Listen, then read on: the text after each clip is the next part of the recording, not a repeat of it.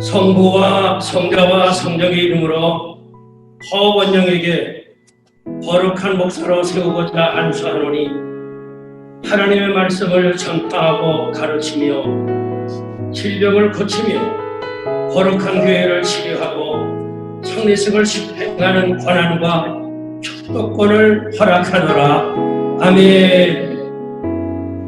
성부와 성자와 성령 이름으로 전교회에게 거룩한 목사로 세우고자 안수하노니 하나님의 말씀을 전파하고 가르치며 질병을 고치며 거룩한 교회를 치리하고 성례식을 집행하는 권한과 축복권을 허락하노라. 아멘. 안녕하세요. 이번에 목사 안수를 받게 된 허원영 목사입니다. 대면에서 말씀을 드리고 또 감사 인사를 드려야 되는데 그런 상황이 못 돼서 이렇게 영상으로나마 유니온 가족 여러분들께 인사를 드리게 됩니다. 많은 분들께서 그날 축하도 해주시고 또 그 다음날 축하를 많이 해주셨는데 한결같이 저에게 신실하고 성실한 종이 되기를 부탁한다고 말씀해 주셨습니다. 저도 그 말씀에 공감하면서 신실하고 성실하고 또 겸손하게 목회의 길을 걸어가도록 하겠습니다. 너무나도 많이 부족합니다. 그러하기에 많이 기도해 주시고 많이 응원해 주시고 많이 도와주시길 바랍니다. 앞으로 겸손히 잘 걸어가도록 하겠습니다. 감사합니다. Hello, Union family. My name is Pastor Isaac. I am the pastor of the EM and the director of our English department. Last week, I have been humbly ordained in our denomination, and I wanted to thank you guys so much for your prayers and for your support. 너무 기도로 해줘서 감사합니다. 제가 좋은 목사가 되도록 열심히 하겠습니다. 감사합니다.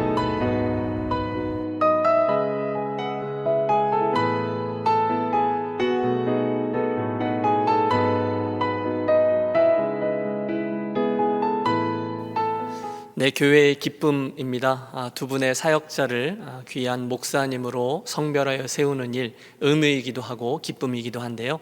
해마다 저희 교회에게 이런 놀라운 축복을 주신 하나님께 감사드리고, 여러분 영상을 보신 대로 우리 두 분을 위해서 계속 기도해 주시며 일평생 신실한 목자로 살아갈 수 있도록 도와주시기를 부탁드립니다.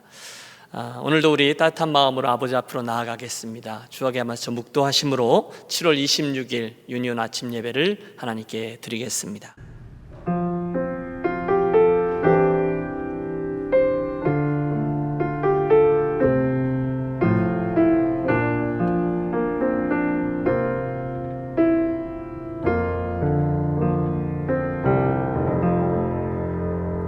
여호와께서 자기에게 기름 부음 받은 자를 구원하시는 줄 이제 내가 아노니 그의 오른손으로 구원하는 힘으로 그의 거룩한 하늘에서 그에게 응답하시리로다. 어떤 사람은 병거 어떤 사람은 말을 의지하나 우리는 여호와 우리 하나님의 이름을 자랑하리로다. 아멘. 사랑의 하나님 아버지, 지난 한 주간도 사랑하는 성도들의 인생과 가정과 일터를 지켜주셔서 이 아침 예배자의 자리에 서게 하시니 진심으로 감사합니다. 분주한 일상들을 뒤로하고 아버지께만 집중하는 이 아침, 이 자리에 성삼위 하나님 임재하여 주시고 말씀해 주시고 우리를 고치시고 가야 할 바를 보여 주시옵소서. 귀하신 주 예수 그리스도 이름으로 기원하오며 우리의 신앙을 고백하나이다. 나는 전능하신 아버지 하나님 천지의 창조주를 믿습니다. 나는 그의 유일하신 아들 우리 주 예수 그리스도를 믿습니다. 그는 성령으로 잉태되어 동정녀 마리아에게서 나시고 본디오 빌라도에게 고난을 받아 십자가에 못 박혀 죽으시고 장사된 지 사흘 만에 죽은 자 가운데서 다시 살아나셨으며 하늘에 오르시어 전능하신 아버지 하나님 우편에 앉아 계시다가 거기로부터 살아있는 자와 죽은 자를 심판하러 오십니다. 나는 성령을 믿으며 거룩한 공교회와 성도의 교제와 죄를 용서받는 것과 몸의 부활과 영생을 믿습니다. 아멘. 우리 마음 다해 좋으신 주님을 찬양하겠습니다.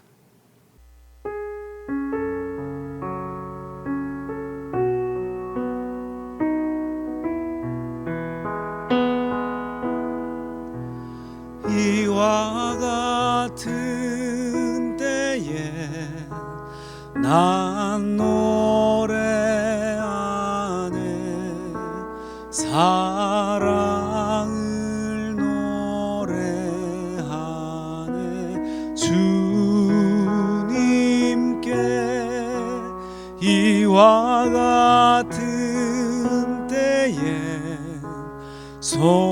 높이 드네 손 높이 드네 주님께 주님 사랑해요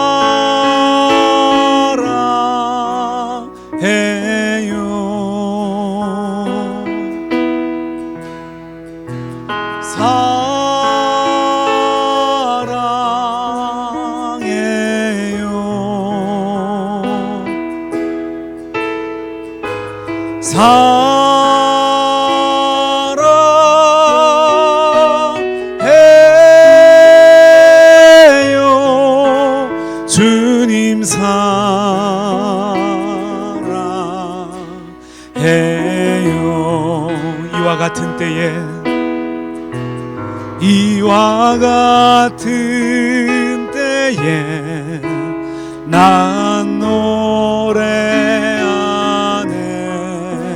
사랑을 노래하네 주님께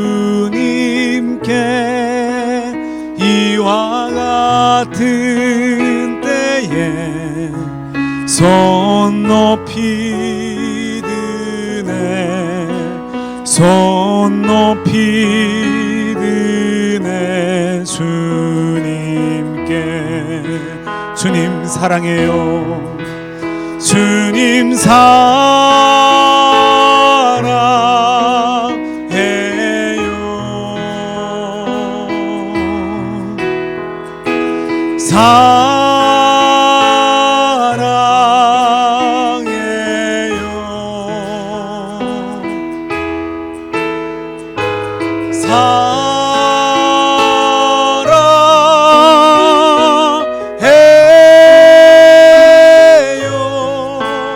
주님 사랑해요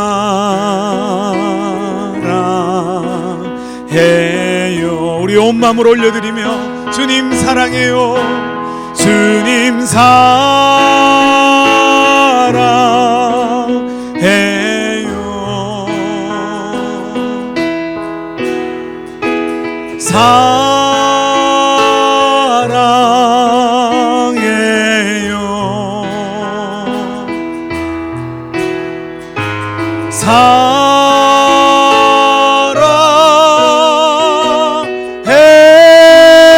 사랑해요 주님 사랑해요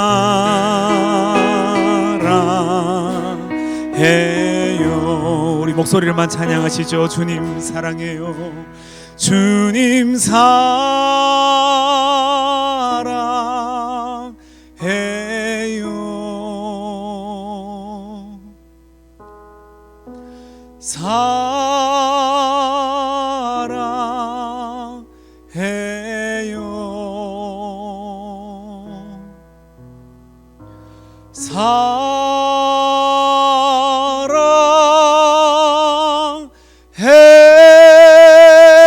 사랑해요 주님 사랑해요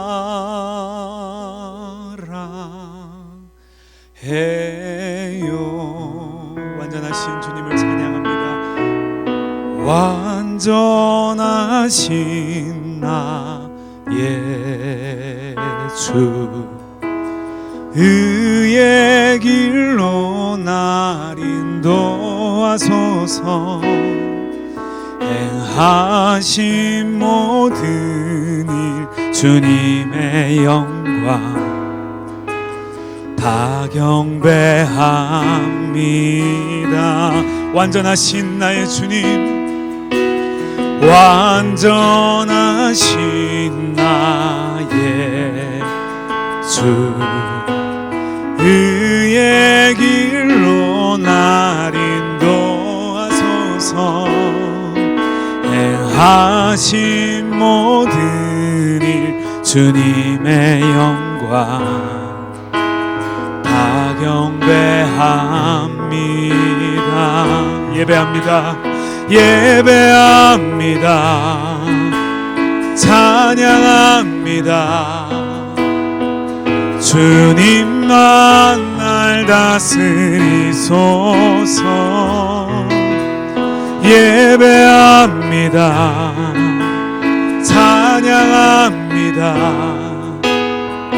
주님 홀로 높임 받으소서.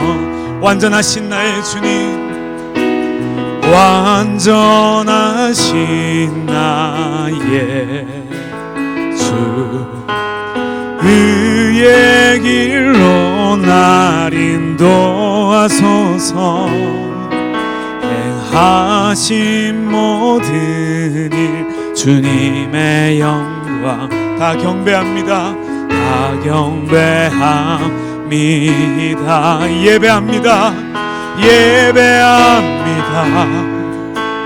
찬양합니다. 주님만 날 다스리소서. 예배합니다. 찬양합니다. 주님 홀로 높임 받으소서. 예배합니다. 예배합니다. 찬양합니다. 주님만 날 다스리소서. 예배합니다. 찬양합니다. 주님 홀로 높임 받으소서.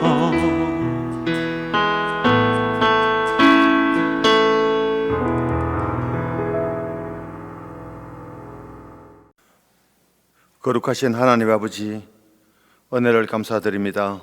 지난 한 주간도 주님의 은혜 가운데 지켜보아 주시고 오늘 거룩한 주일을 맞아 유니온교회 모든 성도님들을 예배의 자리로 인도하여 주심을 감사드립니다. 사랑의 하나님 아버지, 사람의 힘으로는 막을 수 없는 코로나 바이러스로 인해 전 세계가 어려움에 처해 있고 아직도 해결될 기미가 보이지 않으며 이제 인간관계까지 서로를 경계하고 거리를 두며 불안 속에서 하루하루를 살아가고 있습니다. 하나님 아버지, 이런 어려운 상황 속에서도 하나님을 향한 저희들의 믿음이 흔들리지 않기를 원합니다. 하나님의 말씀을 붙잡고 기도하는 삶에 더욱 힘쓰며 낙심하지 않고 주님을 바라보는 귀한 시간이 되기를 소망합니다. 특별히 이 사태를 어려운 가정들 없도록 가정마다 풍성한 은혜로 인도하여 주시옵소서. 하나님 아버지, 저희들 만나지는 못하지만 교회 소식을 통하여 아프신 분들이 있음을 듣고 있습니다. 여호와 라파, 치료하시는 하나님께서 아프신 분들을 기억하여 주시고 건강을 되찾을 수 있도록 은총을 베풀어 주시옵소서. 사랑의 하나님 아버지, 우리 유니온교회를 40년 동안 인도하여 주심을 감사드립니다. 40년을 오는 동안에 힘들고 어려운 일들도 있었지만 그 가운데서도 주님께서 함께하여 주시고 인도하여 주셨으므로 건강하게 성장할 수 있었음을 감사와 영광을 돌립니다. 앞으로도 주님의 기쁨이 되는 교회가 되며 하나님의 계획 가운데 사용되어지는 그런 교회가 되게 축복하여 주시옵소서. 바라옵건대 우리 교회가 이러한 질병의 터널도 지혜롭게 잘 극복하고 통과할 수 있도록 은혜 가운데 인도하여 주시옵소서. 오늘 말씀을 전하시는 김신일 목사님, 성령의 능력을 더하여 주셔서 하나님의 말씀을 선포할 수 있도록 붙잡아 주시옵소서. 코로나 사태로 인하여 교회 운영과 관련하여 많은 고민이 있을 것인데 하나님께서 넉넉히 감당할 수 있는 지혜와 힘을 날마다 더하여 주시옵소서. 하나님 아버지, 온라인으로 예배를 드립니다. 비록 온라인 예배일지라도 성전에서 드리는 예배와 동일한 은혜가 있기를 성령님께서 저희들의 마음을 주장하여 주시옵소서. 빠른 시일 내에 상황이 나아져서 모두 함께 예배하며 교제할 수 있기를 소원합니다. 30일부터 온라인으로 BBS가 진행됩니다. 준비하는 목사님, 전도사님, 선생님들까지 지혜와 능력을 더하여 주셔서 차질 없이 잘 진행할 수 있도록 주님께서 도와주시옵소서. 모든 말씀 예수 그리스도 이름으로 감사하며 기도드립니다. 아멘.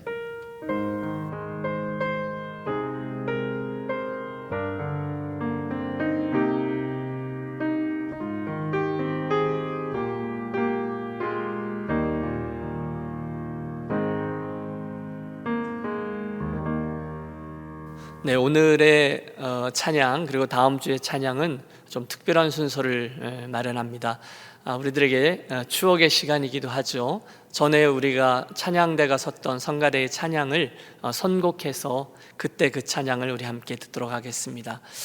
여러분 화면 속에 나오는 성도들 또 찬양대원들의 모습을 보면서 우리 함께 그때의 귀함과 또 그때 올려드렸던 찬송의 감격을 회복하기 원합니다. 오늘은 글로리아 찬양대의 우리 죄 위에 죽으신 주 찬양하겠습니다.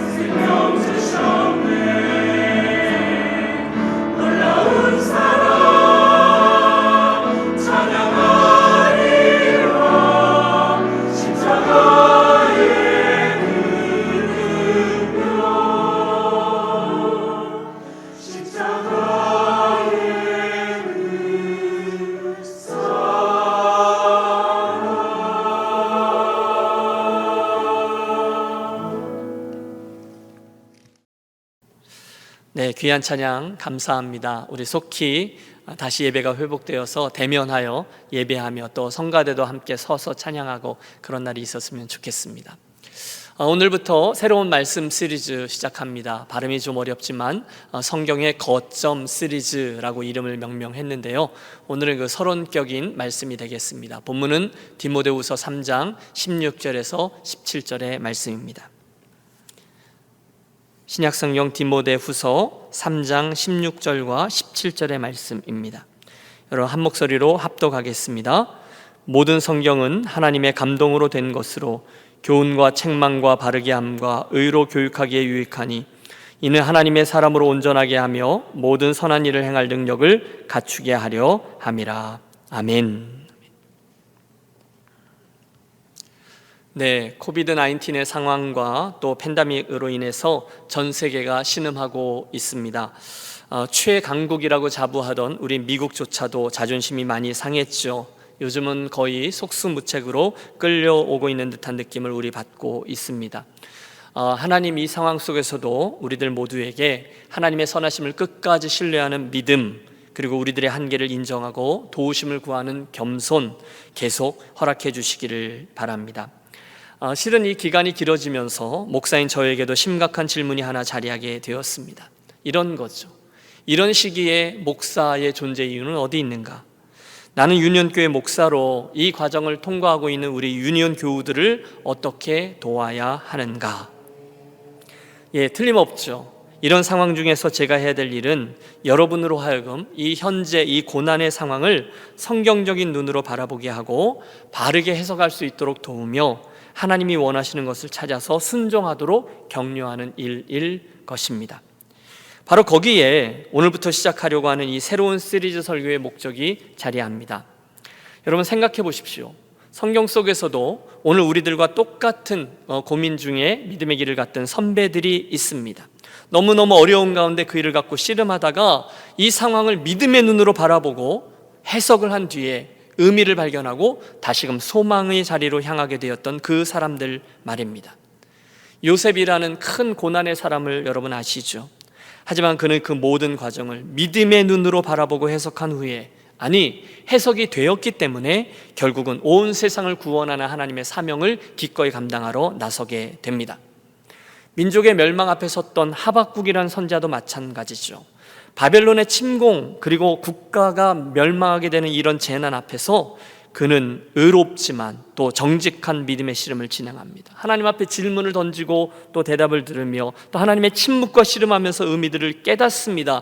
자연히 그것이 해석되자마자 자기가 해야 될 일, 예언자의 사명을 감당하기 위해 묵묵히 성루를 오르게 됩니다. 틀림없어요. 아무리 힘든 상황에 처한다 할지라도 일단 그 상황이 해석되고 우리가 그 의미를 알게 되면 성도는 다시금 힘을 얻고 해야 할 일을 감당할 수 있습니다. 저는 이번에 여러분과 함께 그 작업을 함께 해보자는 제안을 드립니다. 방법은요, 우리들 믿음의 선배들이 함께 처했던 그 성경 속 그 과거의 자리로 돌아가 그들 안에서 함께 그들이 하는 씨름을 함께 통과해보자는 것입니다. 어떤 상황이었는가? 그때 그 선배들은 어떻게 행했는가? 그 상황들을 그들은 어떻게 보았는가? 그때 그들을 향한 하나님의 기대는 무엇이었는가? 그리고 그 기대를 알게 된 후에 그 사람들이 어떻게 반응했는가? 이 씨름들을 하면 우리가 과거로부터 배울 수가 있는 거죠. 그러면 우리는 이 팬데믹 상황 또 하나의 어려움 속에서 우리가 행해야 될 삶의 원리를 붙잡게 될 줄로 믿습니다. 예를 들어 볼까요? 여러분 시편 6편을 보면 다윗이 고통 중에 절망하며 외치고 있는 모습을 봅니다. 어떤 어려움이었는지는 나오지 않아요. 하지만 정말로 힘들었던 거예요. 내가 수척하여 싸우니 내게 은혜를 베푸소서. 여호와여 나의 뼈가 떨리오니 나를 고치소서. 내가 탄식함으로 피곤하여 밤마다 눈물로 내 침상을 띄우며 내 요를 적시나이다. 정말 어떻게 할 수가 없는 거예요. 그래서 저가 웁니다. 그래서 저가 부르짖습니다. 그것이 다윗 위대함의 비결이죠. 그 문제의 상황 속에서 그것까지 가지고 하나님 앞으로 나아가서 정직한 싸움을 진행했다는 거예요. 그러자 언제부터인가 그 시편의 흐름 속에 어느 부분부터인가 변화가 일어나요. 놀라운 단어 하나가 나옵니다. 히브리어 단어로 레가인데요, 이게 번역하면 갑자기, suddenly라는 단어입니다. 저가 갑자기 그 어려움에 해답을 얻게 되었다는 거예요. 해석이 된 거예요. 의미를 깨닫게 돼요. 어디서요? 하나님 앞에 그 문제를 가지고 나가서 씨름한 그 자리에서요. 그 일로 인해서 그가 또다시 그 고난의 파도를 넘을 수 있었습니다. 이번에 우리가 그 작업을 함께 해보자는 거예요.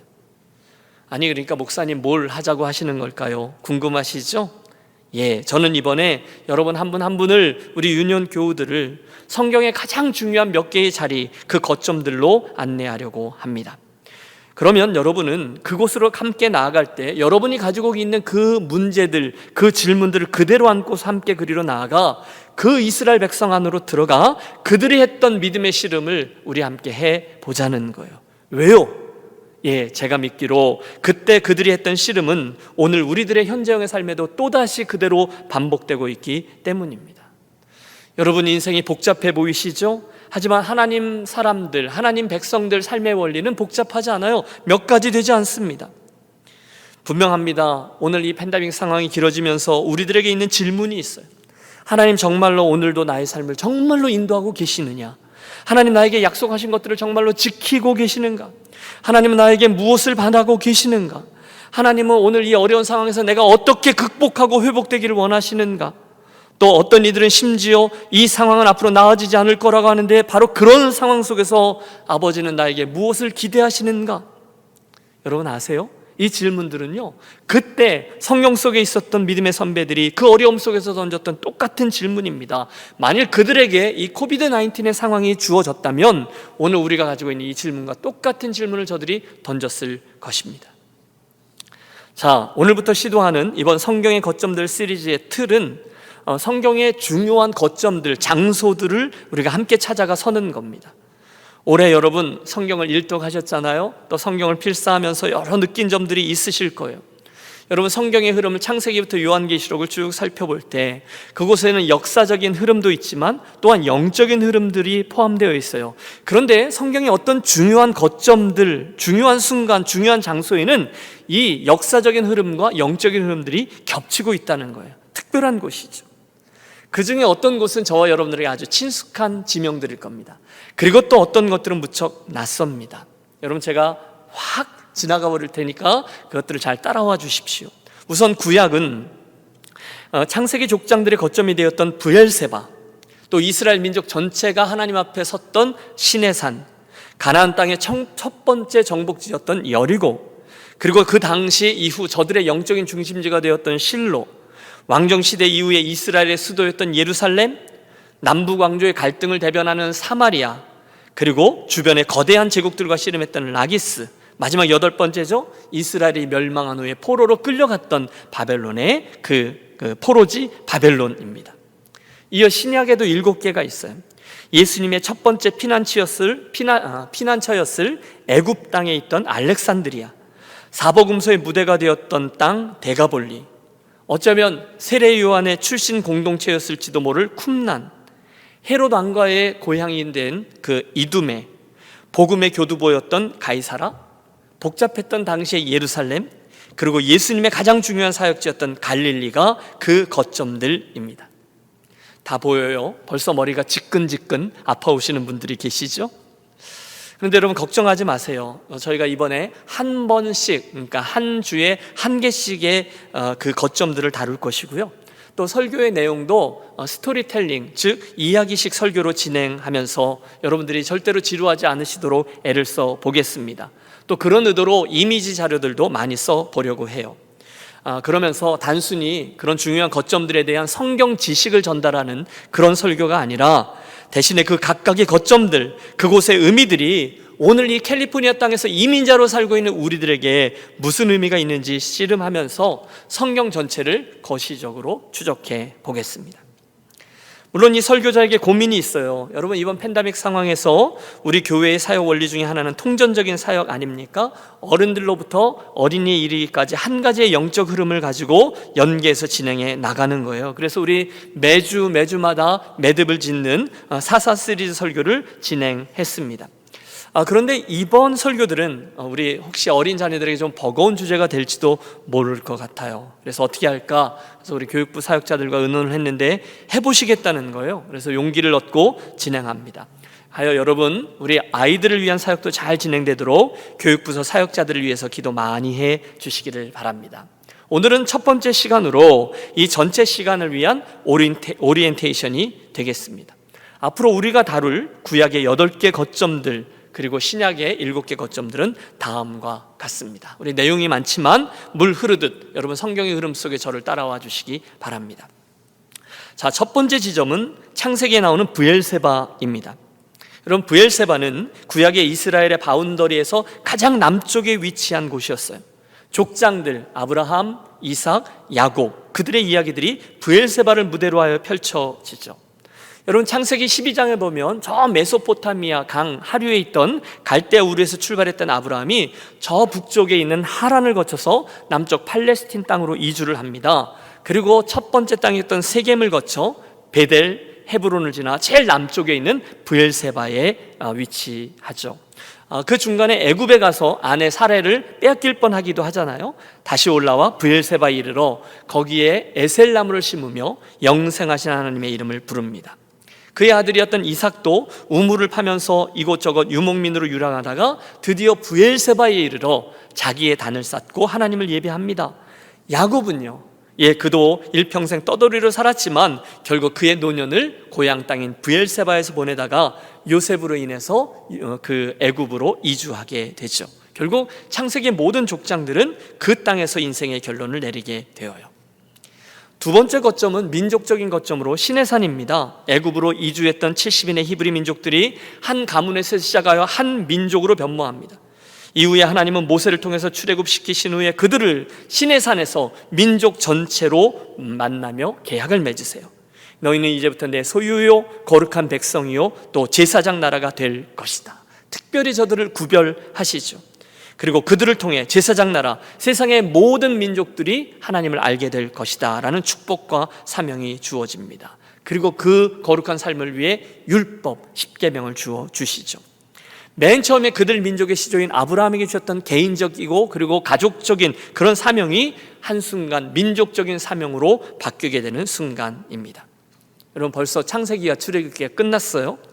그 다음 세 번째 거점은 가나안에 들어서면서 그들이 첫 번째로 점령한 여리고성입니다.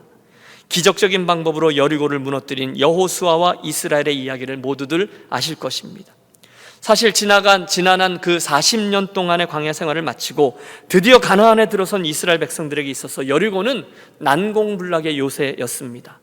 하지만 그들 믿음으로 잘 순종하고 도시 전체를 점령한 후 그것 자체를 하나님께 올려드리는 첫 번째 제사로, 첫 번째 제물로 올려드려요. 좋았습니다. 하지만 이어지는 아간의 범죄, 그때 그들이 받은 충격과 피해는 엄청났습니다. 그 모든 사건들이 우리들이 의미하는 바를 상고해 보겠습니다. 네 번째 우리가 살필 땅은 실로입니다. 실로, 여러분 평상시에는 잘 못 들었었는데 이번에 우리가 사사의 이야기할 때, 특별히 엘리와 사무엘 이야기할 때 여러 번 듣게 되셨죠. 가나안 땅에 들어온 이스라엘 백성들은 지난한 정복 전쟁을 감당하고 그때로부터 실로는 이스라엘 전체의 정치적, 영적 그리고 민족적인 중심지가 돼요. 그들의 12지파가 가나안 땅을 분배받아서 흩어져 살았거든요. 그러다가 1년에 적어도 3차례 유월절, 7.7절, 초막절이 되면 모두 다 그 실로로 모이게 되는 거예요. 거기서 함께 민족이 제사를 지내고 함께 하나님의 백성됨을 재확인하곤 했습니다. 그런데 지난 시간 우리가 슬픈 이야기를 들었죠. 엘리의 두 아들이었던 홈리와 비느하스가 실로의 성막에 있던 그 언약궤를 가지고 블레셋 전쟁으로 나갔다가 어떻게 됐습니까? 전쟁도 패하고 죽임도 당하고 언약궤마저 빼앗깁니다. 이후에 실로의 성소는 완전히 폐허가 되고 종교적인 의미를 완전히 잃어버립니다. 여러분, 벌써 사사기, 룻기, 사무엘상이 지나갔습니다. 그리고 나서 우리들의 시선이 예루살렘을 향합니다. 사사시대가 끝나고 새로운 왕정시대가 열리죠. 사울 왕, 다윗 왕, 그리고 그때로부터 예루살렘이 이스라엘의 중심지가 되어요. 사실 그때까지 이스라엘 백성들은 여부스족이 점령하고 있던 이 예루살렘을 취하지 못했습니다. 그런데 다윗이 용사들과 더불어 수로를 따라 올라가 그 도시를 점령하죠. 곧 하나님의 성막도 그 땅으로 들어오게 되었고 이후에 솔로몬의 성전까지 완공되면서 바야흐로 예루살렘은 이스라엘의 정치, 종교, 사회, 문화의 진정한 중심지가 되었습니다. 이제는 누구도 예루살렘을 빼놓고는 이스라엘과 하나님 신앙을 이야기할 수 없게 되었어요. 자, 예루살렘에 이어서 여섯 번째 사마리아도 있습니다. 사마리아는 남북 분열 시대를 상징하는데 열왕기 상하와 역대 상하 그리고 예언서의 일부를 품고 있습니다. 여러분, 다윗의 아들이었던 솔로몬이 죽었어요. 그러고 나서 이스라엘은 남북으로 분열된 이후에 오랜 시간 분열하고 싸우다가 각각의 종말을 맞습니다. 솔로몬의 아들 르호보암은 2개의 지파와 함께 남유다를, 그리고 새로운 리더 여로보암 10개의 지파와 함께 그 사마리아에서 북왕국을 열게 되죠. 그리고 지속된 남북 갈등, 그리고 지난한 싸움 이야기가 오늘 우리들에게 무슨 의미가 있는지 우리 함께 고민해 보겠습니다. 그 다음은 라기스예요. 라기스. 여러분 이번에 살피는 거점들 가운데 여러분께서 가장 낯선 지명이라 할 것입니다. 라기스. 같은 시기인데요, 그 남북 왕조가 멸망당하기 직전입니다. 사실 여러분, 북이스라엘의 왕들은 처음부터 끝까지 모두 다 악한 왕들이었습니다. 남유다의 왕들도 이에 못지않게 악했는데 가끔 하나님의 은혜로 선한 왕들이 출현했습니다. 문제는 그 당시에 온 세상의 정세가 춘추전국 시대였다는 거예요. 결국 이 남북 왕조의 왕들은 저 위에 아람을 비롯해서 왼쪽에 있는 애굽, 그리고 또 동쪽에 있는 아수르, 그리고 나중에 출현한 바벨론, 이런 거대 제국들과 밀고 당기는 그런 일을 진행해야 했습니다. 사실은 거의 일방적으로 당하는 수준이었죠. 바로 그때에 해안길이라고 해서 이스라엘의 왼쪽에 있는 그 서쪽에 있는 오래된 국제 교역로가 있는데 그 가운데 라기스가 위치하고 있어요. 자연히 여러분 이것이 세계적인 길이기 때문에 국제적인 여러 제국의 군대들이 그곳들을 지나가게 되고 이스라엘은 그 라기스를 통해서 세상에 있는 제국들을 하나하나 만나고 상대합니다. 일례로 여러분 북왕국 이스라엘이 200년밖에 존속하지 못했는데요, 아수르가 와서 멸망시키거든요. 열왕기하 18장에 보면 그 북이스라엘 다 멸망시킨 아수르의 왕 사네립이 이 밑으로 남하에서 라기스를 점령한 후에 남유다의 히스기야까지 위협하는 장면이 나옵니다. 그때 히스기야가요, 온 나라의 재산들 또 금, 은 이런 거 다 모아가지고 조공을 바쳐 겨우 멸망을 면하고 그들이 돌아가는 이야기가 나와요. 우리는 이 라기스에서 오늘 우리들에게 있는 이슈죠. 우리가 하나님의 사람으로서 어떻게 세상 사람들을 상대하며 살아야 하는지를 고민해 보겠습니다. 자, 구약의 마지막입니다. 바벨론이죠. 벌써 예언서로 넘어왔어요. 북이스라엘이 멸망한 후에 남유다는 몇백 년간 더 존속합니다. 역대 상하에 그 남왕국의 이야기들이 나오죠. 악한 왕이 대다수고 또 선한 왕이 소수였는데 그러면서 업다운의 역사를 반복합니다. 하지만 결국 남유다도 서남 쪽에 있었던 애굽과 동쪽에 있었던 아수르, 그리고 후발주자인 이 바벨론 사이에서 겨우 연명하다가 마지막에 한순간 바벨론에 의해서 멸망하고 70년간의 포로기로 끌려가게 됩니다. 바야흐로 디아스포라 시대의 서막이 열린 거죠. 여러분, 그때 그들과 함께 끌려간 이스라엘 포로들의 입장에 서 보십시오. 그들의 마음속에 있었던 질문들이 있었을 거예요. 하나님의 성전과 또 하나님의 도시인 예루살렘이 파괴되고 이스라엘이 망하게 되다니 이게 말이 되는가? 과연 하나님은, 여호와는 이 바벨론의 신 마르둑보다 훨씬 더 약한 존재이신가? 이 바벨론이라는 거대 제국의 성공과 화려함과 이들의 파워는 도대체 어디서 나온 것인가? 아니, 하나님은 정말로 우리 민족을 버리는 것인가? 여러분, 이런 고민들이 그들에게 있었어요. 그 고민들을 우리들의 것으로 삼아 애써 보겠습니다. 여러분, 많이 왔는데 조금만 더 잘 따라와 주십시오. 그리고 말라기에서 구약 성경이 마무리돼요. 그리고 신구약 중간기 400년의 특별한 시간이 흐릅니다. 하나님의 계시는 멈춰 선 것 같고 세상은 여전히 소망이 없어 보입니다. 하지만 실제로는 하나님의 구원 역사가 차차 진행되고 있었죠. 드디어 70년의 시간이 지난 후에 예언서의 마지막 부분입니다. 포로 생활이 끝나고 페르시아의 고레스 왕이 새 제국을 열면서 유대인들이 자기 고향 땅으로 돌아가도 좋다라는 칙령을 내립니다. 세 차례에 걸쳐서 포로 귀환들이 있었고요, 우리에게 친숙한 이름들이죠. 스룹바벨, 또 여호수아, 느헤미야, 또 에스더, 이런 리더들과 함께 에스라입니다. 이런 리더들과 함께 많은 이들이 예루살렘에 돌아와 성벽과 성건을 재건합니다. 그 와중에 또 한 번 제국이 바뀐 거죠. 이 페르시아가 알렉산더의 그리스, 헬라 제국에게 또다시 멸망하고 그 사이를 틈타서 이스라엘 빈 공간에 하스모니아라는 독립왕국이 잠깐 서게 돼요. 하지만 그 세력은 곧 이 제국들이 재편되잖아요. 헬라 제국도 로마 제국에 멸망하게 되거든요. 그 로마 제국 뒤에 줄 섰던 헤롯 왕에게 리더십을 넘겨주게 됩니다. 그리고 때가 참해 하나님의 독생자 예수께서 그 다음 패권국인 로마의 황제 가이사 아구스도의 천하에 호적하라, 그 호적령 아래 요셉과 마리아의 아이들로 어디에서 태어납니까? 베들레헴에서 태어나게 됩니다. 이게 신약과 구약 사이에 있었던 400년의 시간이에요. 자, 신약에서 우리가 7개의 거점을 살필 건데요. 첫 번째 거점으로 시선을 옮길 곳은 어쩌면 애굽으로 피난을 갔던 아기 예수, 어린 예수님이 머물렀을지도 모르는 알렉산더라는 도시입니다. 아프리카 이집트의 저 북쪽에 있던 도시죠. 거기에는 이미 수많은 유대인 이민자들이 살아가고 있었어요. 말 그대로 국제도시였죠. 그곳에서 예수님의 가족은 회당을 중심으로 신앙생활을 했을 것이 틀림없습니다. 그리고 어쩌면 어린 예수님, 몇 살까지였는지는 모르겠어요. 어린 예수님은 그 당시 헬라 로마 문화의 중심지였던 그곳에서 당신 시대적인 사명에 대해서 눈을 뜨셨을지도 모릅니다. 여러분, 이게 재밌어요. 구약의 놀라운 하나님의 구원 역사가 이집트에서 시작되었잖아요. 애굽왕 바로에게서 그들을 출애굽시켰던 것처럼 신약의 놀라운 구원 역사도 이집트, 그 애굽에서 그 예수 그리스도께서 다시 돌아오면서 시작되었습니다. 장면이 바뀌고요. 우리가 신약 성경에서 두 번째로 주목하려고 하는 것은 데가볼리입니다. 데가볼리는 예수님과 사복음서의 중요한 사역 거점 중에 하나죠. 여러분, 갈릴리가 호수가 있고 요단강이 있고 그 밑에 사해바다가 있는데, 여러분이 보실 때 그 동쪽입니다. 요단강 동편에 산지가 있는데 거기 한 10개 정도의 헬라식 도시가 있어요. 그 도시들을 데가볼리라고 부르죠. 그곳에는 또 하나의 유명한 무역로, 세계 교역로인 킹사회가 남북으로 통과하고 있었기 때문에 황금 만능주의와 또 헬라식, 로마식의 제국이었기 때문에 황제 숭배 사상이 가득했습니다.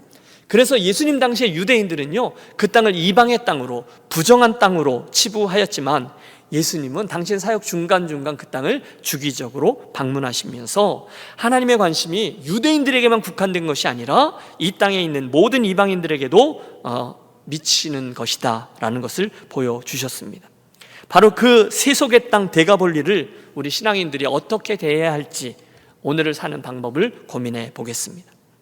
세 번째입니다. 들어보셨죠? 쿰난이라는 땅입니다. 여러분, 쿰난, 여러분 지도에서 확인해 보세요. 사해 바로 북서쪽에 위치한 깎아지르는 절벽 바로 밑에 있는 수도원 같은 동네입니다. 어쩌면 예수님이 사역을 시작하실 때 세례 요한에게 나가가시죠. 그때 세례 요한이 속해 있었을지도 모른다라고 얘기되는 에세네파 사람들이 살던 곳입니다.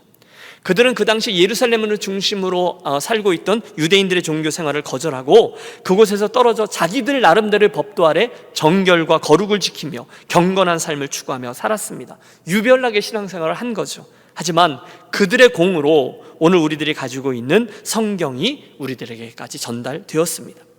그들은 그 척박한 땅에서 금욕적인 생활을 하면서 구별되어 일일이 그 성경을 하나하나 베껴 써서 수많은 사본들을 통해서 오늘 우리들에게 그 하나님의 말씀을 전달해 주었습니다. 그 다음에 여러분 친숙하지 않아요? 이두메라는 땅입니다. 이두메, 어디서 들어본 것 같기는 하시죠? 예, 헤롯 대왕이 바로 이 이두메 사람이었습니다. 오래전에 구약시대 야곱의 형이었던 에서죠. 에서의 후예들이 이스라엘 남동쪽에 에돔이라는 나라를 이루고 살거든요. 그들이 훗날 서쪽으로 쳐들어와서 그 땅에 있는 사람들과 함께 이두메 사람들의 조상이 됩니다. 그런데 우리가 신약 성경을 이야기하다 이두메를 이야기하려고 하는 이유는 성경에 등장하는 여러 명의 헤롯들 이야기를 좀 자세히 다루려고 하기 때문이에요. 여러분, 성경에 보면 헤롯 왕이 여기저기서 자꾸 나타나잖아요. 그래서 막 짜증날 정도로 이 헤롯이 그 헤롯이야? 막 이럴 정도로 말입니다. 예, 그들은 모두 다 한 집안 사람들이에요. 여러 명이었어요.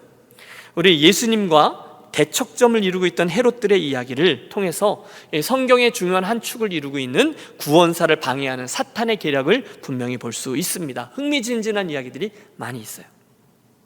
다섯 번째는 가이사랴입니다. 가이사랴에 고넬료라 하는 사람이 있으니, 여러분 그 가이사랴를 말합니다. 이 도시는 앞에서 말씀드린 이 헤롯 대왕이 지중해 연안에 일부러 세운 계획 도시입니다. 처음부터 계획해서 만든 헬라식 도시였어요.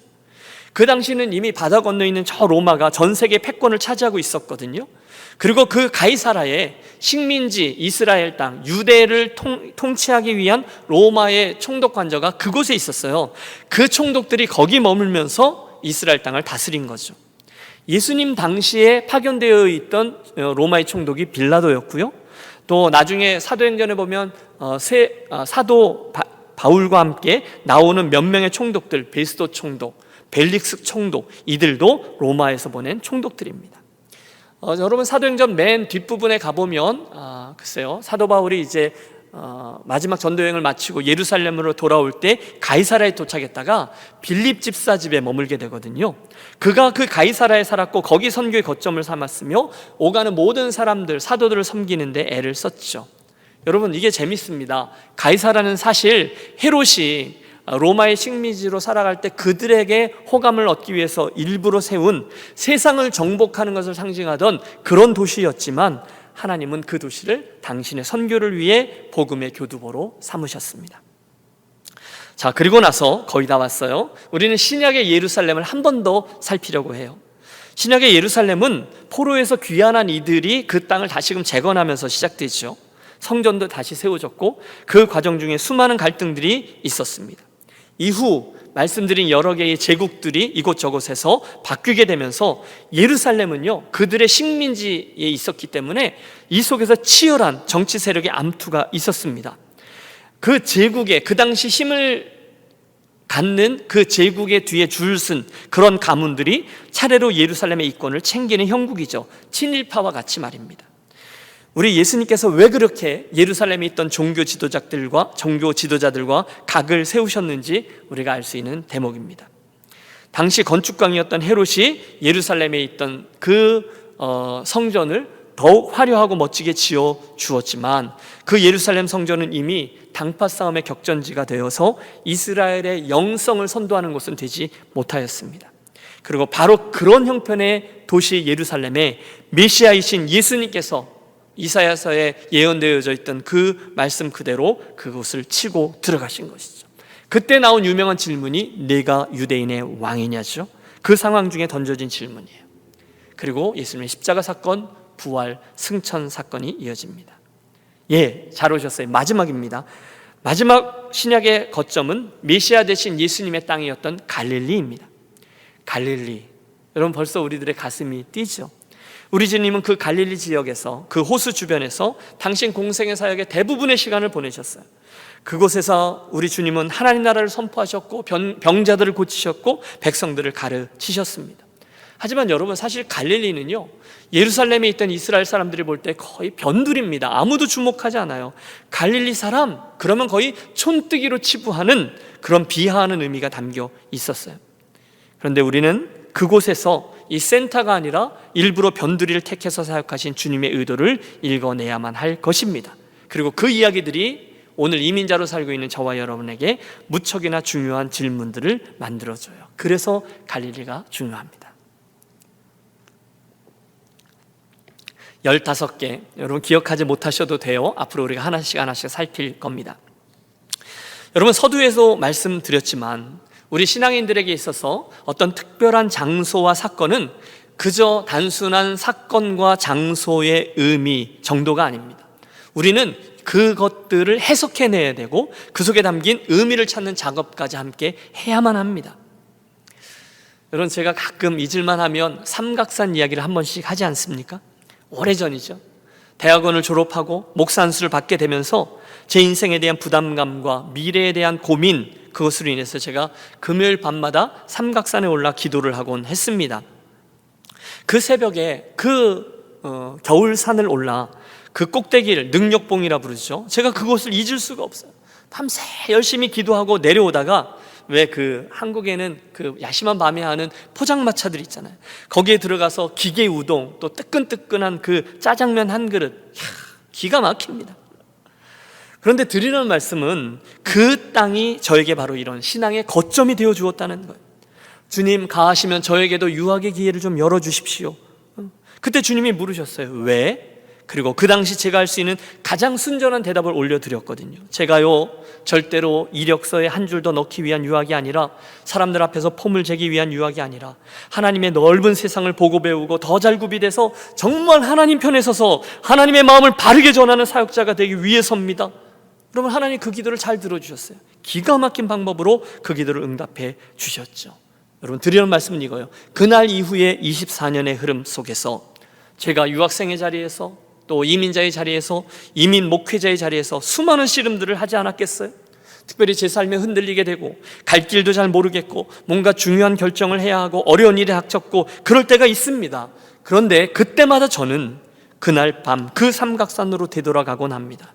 그리고 그때 주님과 나누었던 대화, 그때 주님 앞에서 세웠던 제 삶의 원칙 하에 그날 일어나고 있는 일들을 이해하고 결정하고 선택했습니다. 그러면요, 굉장히 복잡해 보이는 일 같죠? 그런데 굉장히 쉬워집니다. 왜? 가장 중요한 원칙이 이미 세워져 있기 때문에 나머지 것들에 대한 가치 판단은 별로 어렵지 않아요. 그게 바로 신앙적인 거점이 가져다는 유익이고 파워인 것이죠. 그러니까 여러분들에게 있어서 그 삼각산은 그냥 서울 저 어딘가에 있는 동네에 있는 산에 불과하지만, 저에게 있어서 삼각산은 제 인생을 이해하고 해석하는 렌즈도 되고 삶의 선택의 기준점이 된다는 거예요. 인생이 복잡해요? 아니요, 그렇지 않아요. 저는 그 삼각산이란 거점으로만 하면 모든 것들을 정리할 수 있습니다. 사랑하는 성도 여러분, 바로 그 말씀을 드리려고 하는 거예요. 저는 우리가 이번에 함께 시도하려고 하는 성경의 거점들 시리즈 설교를 통해서 여러분들에게도 그런 일이 일어나게 되기를 소원합니다. 성경의 전체 흐름을 그냥 따라서 쭉 내려갈 거예요. 그것 자체로도 의미 있고 재미있는 작업이에요. 하지만 그 중요한 거점들마다 그 이스라엘 백성들의 자리에 우리가 함께 서서 그들이 그곳에서 씨름했던 문제들을 우리가 같이 고민해 보자는 거예요. 그러면 하나님 반드시 그때의 그 이야기와 씨름들을 통해서 오늘 저와 여러분이 가지고 있는 문제들에 대한 해법과 해석, 의미를 허락해 주실 줄로 믿습니다. 특별히 이 팬데믹 상황에서 모든 것이 다 멈춰선 것 같고 뭘 어떻게 해야 될지 모르고 미래는 보이지 않고 막 당황스러울 때 여러분, 이런 의미 있는 여행을 떠나게 되어 굉장히 기쁘게 생각합니다. 제가 지난 주간에 아마존에 있는 그 열대우림에서 섬기는 강명관 선교사님이라는 분의 스토리 하나를 듣게 되었어요. 강명관 선교사님이었던 것 같아요. 이분이 데니 부족이라는 공동체에서 생겨났던 해프닝을 전해주셨는데, 그 부족 안에 들어가서 함께 살면서 성경을 번역해오던 선교사님이 그 동네에 일주일에 한 번씩 멧돼지 사냥이 있대요. 고기를 먹고 싶으면 이제 멧돼지 사냥을 나가는 거예요. 거기를 이제 쫓아갔다가 이제 사람들이 무리가 가다가 멧돼지 흔적이나 냄새가 나면 그 방향으로 그 멧돼지를 찾아서 막 추적해 가는 거예요. 그런데 20대인 애들이 막 쫓아가니까 선교사님 나이가 좀 더 50대, 60대쯤 되셨는데 그걸 미처 쫓아가지 못해서 한순간 그 인디오들을 놓치게 되었다는 거예요. 그리고 길을 잃습니다. 자, 인디오들이 멧돼지를 잡고 나서 보니까 선교사님이 없어요. 그래서 우리 선교사님 어디 갔지? 그리고 멧돼지를 가져다 놓고 선교사님을 찾아 나섰는데 여러분, 밀림이잖아요. 찾을 수가 없는 거예요. 며칠을 찾다가 결국 선교부에 무전기로 연락해서 실종 사실을 알립니다. 선교부가 발칵 뒤집혀지고 비상이 걸리고 배를 타고서 그분을 찾아 나서기 시작합니다. 그래서 서너 팀이 나뉘어서 각각 모터보트를 타고, 여러분 그 아마존강에 그 지류들이 얼마나 많아요. 그 조그마한 강들을 누비면서 계속 뒤진 거예요. 그런데 이래도 안 되고 저래도 안 되고 얼마나 안타까웠을까요? 그런데 열흘이 지나서 한 팀이 그분을 발견했습니다. 어떻게 발견했느냐 했더니 소리치면서 막 그분을 찾으러 다니다가 갑자기 그 보트 엔진에 문제가 생겨서 섰다는 거예요. 그런데 그때서야, 즉 엔진이 서니까 그 선교사님의 목소리, 저쪽에서 외치는 소리가 들렸다는 거죠. 그때서야 살려주세요, 살려주세요. 야, 그랬는데 사실은 여러분 생각해 보세요. 너 어딨냐? 또 엔진 소리 이런 것 때문에 그 선교사님이 그 전에도 외쳤는데 그걸 못 듣고 거기를 계속 지나쳐 다녔다는 거예요. 여러분, 그 강 선교사님의 결론입니다. 우리도 그럴 때가 많다는 거예요. 그렇죠? 우리도 이 일 저 일 한다고, 심지어 주님의 일을 한다고 하면서 막 이리저리 설치고 다니고 내가 내 목소리를 외치고 막 이러느라 정작 세미한 가운데, 이 상황 가운데 우리들에게 말씀하신 주님의 음성을 듣지 못하고 있는 게 아니냐라는 도전이었어요. 제가 큰 은혜를 받았습니다. 특별히 어렵고 힘든 시기일수록, 문제가 더 클수록 내 힘과 능력으로, 경험으로 해결하려고 막 설치고 나서다가 정작 하나님의 음성과 하나님의 뜻을 듣지 못한 채 그분은 나 여기 있다, 나 여기 있다 말씀하시는데 내가 듣지 못하고 지나쳐버릴 수가 있다는 거예요. 내 의가 드러나고 내 생각이 드러나고 그러면서 그 일을 그르칠 수가 있다는 도전이죠. 하지만 여러분, 이 팬데믹 상황을 포함해서 오늘 우리들에게 다가오는 수많은 광야들 말입니다. 그 어려움으로 인해서 비로소 우리들의 교만이 깨질 수 있고 내 자아가 깨지고 하나님의 음성이 들리고 그분이 보이고 결국 우리가 그분의 뜻을 알게 된다는 것이죠. 그래서 잠깐 멈추어 서는 것, 잠깐 엔진이 고장나서 그곳에 그렇게 머물러 서는 그런 시간이 필요하다는 거예요. 혹시 이번에 우리가 당하는 코비드-19의 상황을 우리가 그렇게 이해하면 어떠실까요? 우리가 인생을 살면서 너무 바쁘잖아요. 수많은 일들을 만나잖아요. 그런데 우리들의 눈을 들어서 잠깐 하나님 그분에게 집중해야 될 시간이 필요한 거죠. 나의 영혼이 잠잠히 하나님, 그 하나님만 바라며 나의 구원이 그에게서 나는도다. 오직 저만이 나의 반석이시오 나의 구원이시오 나의 산성이시니 내가 크게 요동치 아니하리로다. 우리는 벌써 여러 달째 이 코비드-19의 어려운 상황 가운데 서 있습니다. 물론 불행한 일입니다. 여러 가지를 해석할 수 있어요. 여러분, 우리도 나름대로 목소리를 높여서 이래야 한다 저래야 한다 주장할 수 있어요. 그런데 여러분, 제안입니다. 혹시 이 상황을 그날 그 아마존 선교사님을 찾던 보트의 엔진이 꺼졌을 시기라고 생각해 보자는 거예요. 그럼 우리들에게 새로운 것들이 보이고 들리기 시작할 거예요. 오늘 우리가 잠깐 멈춰 선 거죠. 여러분, 저도요 지난 여러 달 동안에, 그전에는 수없이 불려다녔던 LA에 각종 회의가 있었는데 하나도 가지 않았어요. 식당도 한 번도 안 갔어요. 처음 석 달 동안은 우리 교회의 바운더리 안에만 있었어요. 장 보러도 어쩌다가 이 앞에 있는 우리 조그만 식료품점만 가끔 갔어요. 그랬더니요, 제 삶이 보이고 제가 제 인생에 어디쯤 가고 있고 무엇이 중요하고 무엇이 덜 중요하며 내가 어디를 향하고 있고 그리고 내 인생에 남겨져 있는 숙제가 무엇인지가 보이기 시작하더라고요. 멈춰서니까. 사랑하는 여러분, 바로 그 조용함 중에 하나님을 향하는 순간 엔진 소리가 꺼져서 살려달라는 선교사님의 음성이 들리게 되었던 것처럼 우리 이번 코비드 상황에서 이번에 진행하려고 하는 이 성경 속으로의 여행을 그렇게 여겨보시기를 바랍니다. 그리고 이해해 주십시오. 그들은 그 상황에서 오늘 우리들이 던지고 있는 질문을 이미 똑같이 던졌더라니까요. 그들은 아무것도 없는 허공 속으로 부르심을 받지 않았어요. 그들은 역사의 한 시간에 특정한 장소로 특별한 사건과 함께 부르심을 받았어요.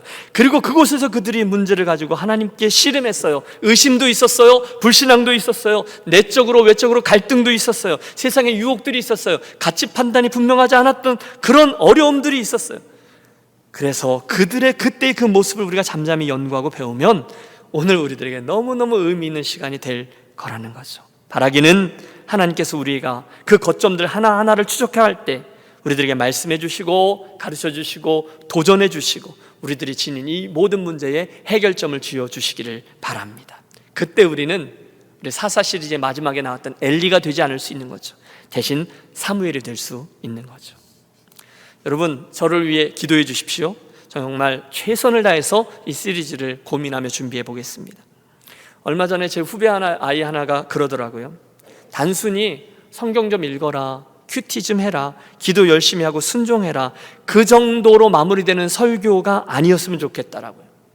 여러분, 제가 동의했습니다.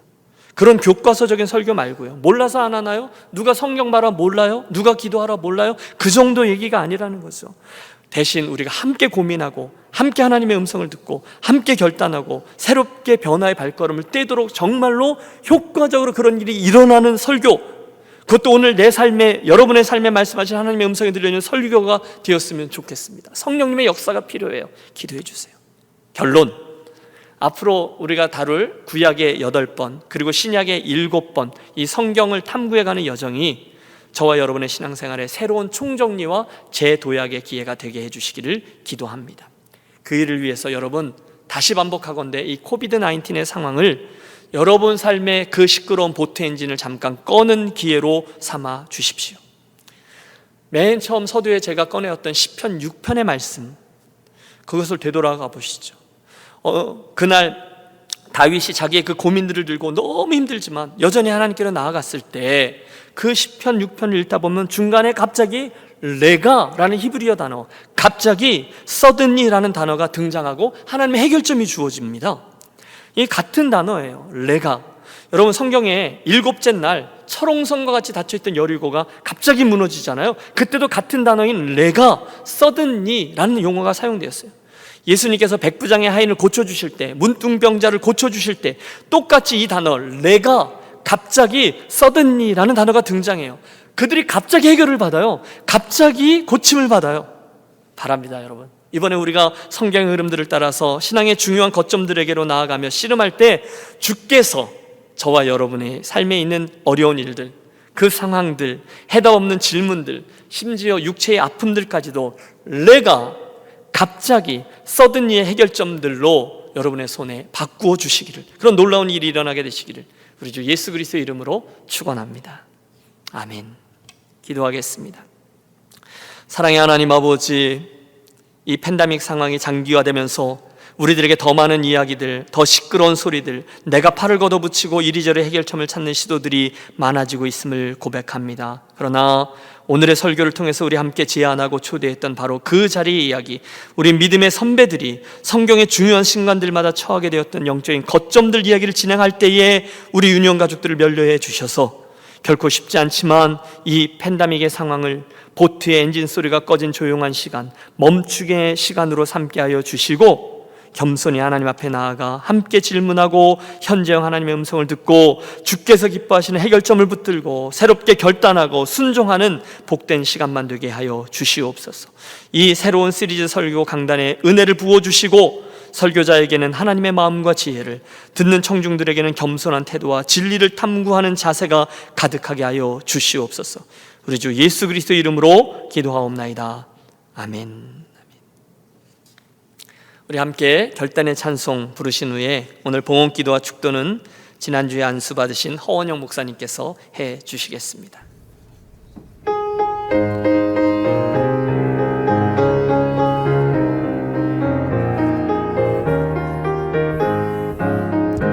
나의 사랑하는 책 비록 헤어졌으나 어머님의 무릎 위에 앉아서 재미있게 듣던 말 그때 일을 지금도 내가 잊지 않고 기억합니다.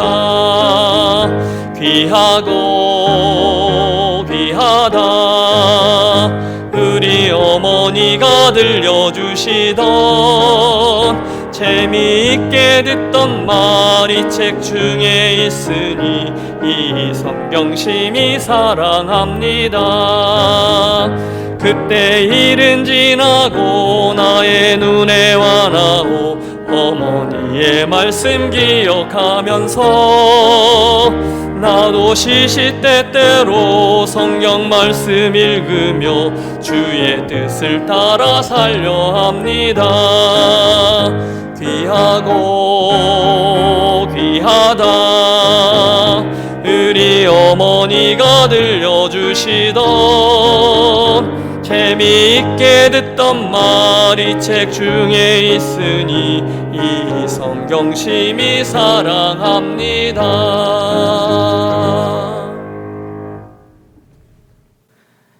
사랑의 하나님 아버지, 이 시간 하나님 아버지 은혜에 감사하며 사랑하는 주의 백성들이 귀한 예물을 주님께 드립니다.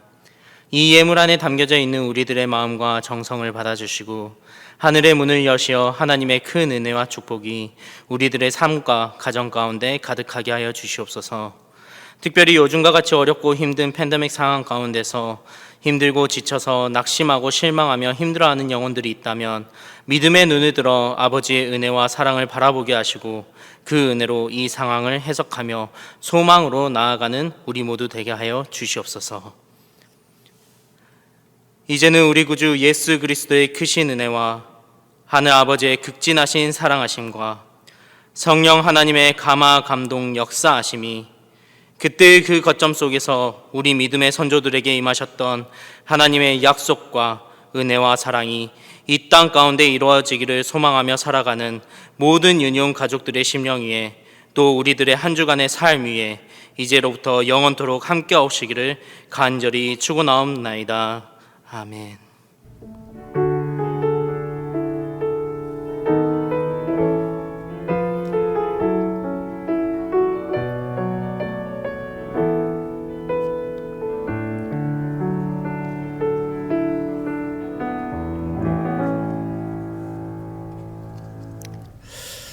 네, 주일 예배 이렇게 마치도록 하겠습니다. 어떠세요? 목사님 축도했는데 잘하죠? 예, 처음인데 전혀 떨지도 않고 감사합니다. 일주일 된 목사님의 축도 참 귀하다고 생각합니다. 다음 주에 우리 전결의 목사님 우리 축복해주는 기도 함께 하도록 하겠습니다. 교회 소식 알려드리겠습니다. 여러분 특별한 일은 있지 않아요. 그나마 반갑게도 조금씩 우리 백신 이야기가 뉴스에 등장하고 있더라고요. 상황은 안 좋아지지만 빨리 백신이 잘 준비되어서 이 위기를 잘 극복했으면 좋겠다라는 생각을 하고 있습니다. 여러분 그때까지 우리 서로를 잘 격려하며 진행해 주시기를 바라고요. 여러분 우리가 이번 팬데믹 상황에서 여러 가지 사역들을 쭉 해왔는데 다음 주쯤에 또 한 가지 새로운 사역을 좀 나누고 싶습니다. 여러분 함께 기대하시면서 그 사역에 조인해 주시면 좋겠다라는 생각을 해봅니다. 온라인 사역들은 변함없이 계속 진행되고 있습니다. 또 온라인 유니온 바이블 아카데미가 이미 시작되었습니다. 이번 주가 2번째 시간인데요. 여러분 관심 있는 분들 문의해 주시기를 부탁드립니다. 주간에 결정을 했는데요. 저희가 오프라인이냐 온라인이냐 고민하다가 우리 교육부서에서 우리 사역자들이 의논을 하고 결국 온라인으로 우리 VBS를 진행하기로 최종 결정했습니다. 이 상황을 이해해 주시고요. 또 함께 협조해 주시기를 부탁합니다. 그러나 우리가 그 졸업식 세레머니를 저희가 진행하려고 계획하고 있습니다. 제가 주보에 함께 나누어 드렸던 편지에서 보셨다시피 우리 교우들 중에 몇 분이 좀 편찮으세요. 그런 마음에 담고 함께 기도해 주시기를 부탁드립니다. 오늘은 유니온 가로세로 퀴즈 마지막으로 한 번 더 추첨하도록 하겠습니다. 이 이벤트가 마지막이라는 게 아니라 오늘 순서의 마지막이라는 뜻입니다. 예, 오늘은 위쪽에서 하나 뽑으려고 합니다. 예, 유니온 성경 가로세로 퀴즈 축하합니다. 7월 12일자로 보내주신 강영숙 권사님, 네, 예상했던 대로 한번 뽑히셨기 때문에 내려놓고 새로운 분을 뽑도록 하겠습니다. 죄송합니다. 예, 안쪽에서 예, 우리 이기원 권사님이십니다. 한 번도 안 뽑히셔서 이번 상품은 이기원 권사님께 전달해 드리도록 하겠습니다. 감사합니다. 이상입니다. 여러분 또 한 주간 승리하시기를 바라고요. 여러분 혹시 코스모스가 어느 정도 다 잘 자라신 분들은 벌써 많은 분들이 교회 갔다가 옮겨 심어 주셨거든요. 이번에 오셔서 함께 또 심어 주시면 좋겠습니다. 다 함께 일어나셔서 우리 좌우에 계신 분들 축복하겠습니다.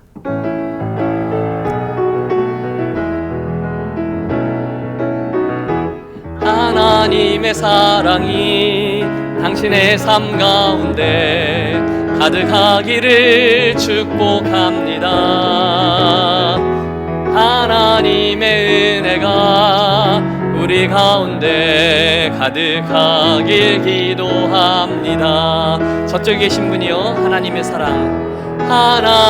사랑이 당신의 삶 가운데 가득하기를 축복합니다. 하나님의 은혜가 우리 가운데 가득하게 기도합니다. 감사합니다. 여러분 이번 주일도 승리하시고요. 한 주간 여러분 주님 함께 인사하겠습니다. 주님 함께.